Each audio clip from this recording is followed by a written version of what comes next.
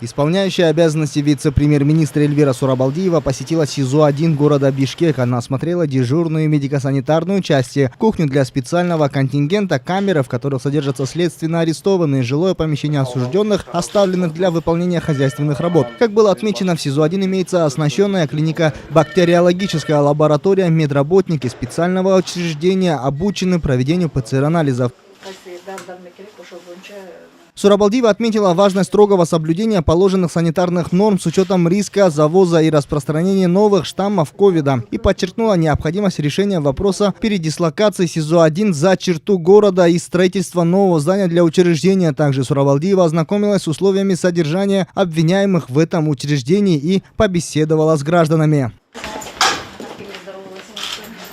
Кроме того, ее вице-премьер-министра поручила Министерству здравоохранения решить вопросы по обеспечению учреждения машиной скорой медицинской помощи, а также проработать вопросы повышения квалификации медицинских работников системы исполнения наказания.